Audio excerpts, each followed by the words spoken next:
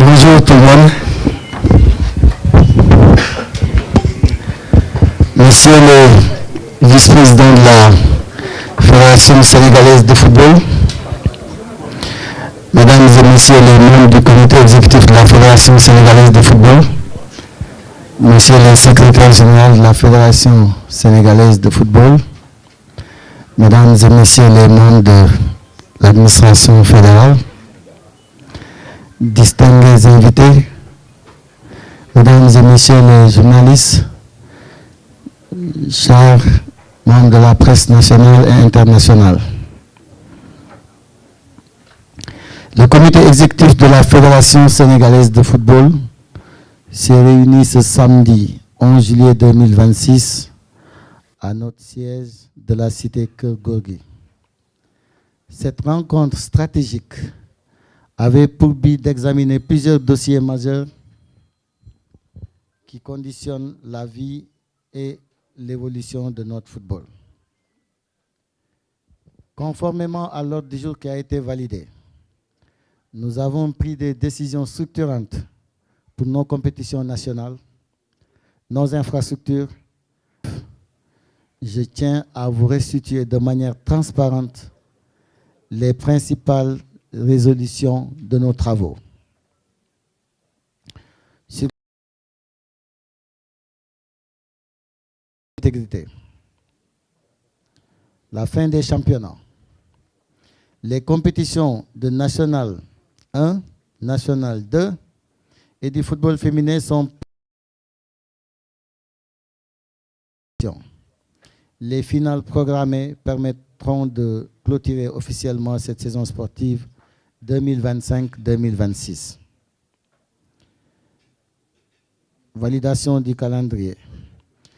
Afin d'accompagner efficacement l'organisation des finales régionales, une subvention exceptionnelle de 6 millions de francs est accordée à chacune des ligues de sélection. Nos différentes équipes nationales poursuivent leur préparation à travers des programmes rigoureux. L'équipe nationale féminine U17 dispute actuellement et pour la première fois de son histoire le dernier tour des éliminatoires de la Coupe du Monde. Malheureusement, elle a perdu au tir au but contre le Ghana. De son côté, l'équipe nationale locale prépare activement le tournoi de l'IFOA A. Pour la CAN féminine au Maroc, la préparation des Lions respecte scrupuleusement la feuille de route.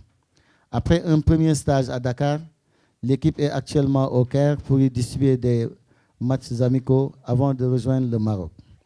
Toutes les dispositions techniques, médicales et logistiques ont été rigoureusement validées. Sur les infrastructures, la modernisation de notre écosystème se poursuit avec la reprise des travaux du stade Demba Diop, appuyé par la FIFA. En attendant la rénovation du centre technique Youssoupha Ndiaye de Guéréo, ainsi que le déploiement de projets d'envergure pour le football scolaire. Sur les recommandations relatives au plan de récompense des sélections U17 et U15, afin d'honorer le sac des sélections nationales U15 et U17, championnes d'Afrique, le plan de subvention accordé par le chef de l'État s'articule autour d'une double approche. Un soutien financier direct et un investissement durable en nature destiné à sécuriser l'éducation, la santé et l'insertion numérique des jeunes champions. L'enveloppe globale mobilisée s'élève à 311 420 000 francs CFA, répartis comme suit. Sélection U17, 174 520 000 francs. Sélection U15, 136 900 000 francs. Priorité au capital humain et au suivi social. L'architecture de ce plan démontre une volonté politique forte de ne pas se limiter à des primes éphémères, mais de garantir l'avenir social, médical et éducatif des jeunes athlètes. La pérennisation de l'éducation et de la formation. L'accent majeur du plan est mis sur l'accompagnement académique. Il se traduit par l'octroi d'une bourse scolaire de formation sur 24 mois, représentant un investissement de 46 millions de francs pour les U17 et 40 millions pour les U15. Sur la couverture médicale renforcée, tous les joueurs bénéficient d'une assurance maladie intégrale sur une durée de 2 ans afin de sécuriser leur suivi physique à un âge critique de leur développement sportif. Investissement respectif de 33 120 000 francs pour les U17 et 28 800 pour les U15. Un appui structurant aux entités de base. Le plan intègre une dotation en matériel didactique et équipement à hauteur de 1 million de francs par entité. Cette mesure cible directement les clubs formateurs pour la catégorie U17 pour un montant de 10 millions et les établissements scolaires des joueurs pour la catégorie U15 pour un montant de 20 millions CFA, renforçant ainsi le football à la base. La dotation numérique individuelle. Afin de soutenir la formation et l'inclusion numérique, chaque joueur des 2 sélections reçoit un iPad de 11e génération, 11 pouces, complété par des équipements similaires, 13 pouces, pour les membres de l'encadrement technique. Appui aux membres de l'encadrement technique et administratif. Les staffs des 2 sélections bénéficient d'une prime financière identique en numéraire de 3 millions de francs par membre, soit 45 millions de francs investis pour les U15 encadrants et U17 pour un montant de 30 millions, voilà, pour aussi les encadreurs, afin de s'allier l'expertise et l'encadrement réalisé. Soutien direct aux familles et aux ligues. Sur le plan financier, chaque joueur U17 reçoit une enveloppe de 1 million de francs en numéraire et chaque joueur U15 reçoit une enveloppe de 500 000 francs. Pour la catégorie U17, une enveloppe financière de 1 million de francs par ligue est également allouée au profit des 6 ligues régionales, soit 6 millions au total, pour valoriser l'écosystème local. Sur le bilan de la Coupe du Monde, FIFA 2026 et la restructuration de l'équipe nationale A, nous avons procédé à une première évaluation exhaustive de la participation du Sénégal à la Coupe du Monde FIFA 2026.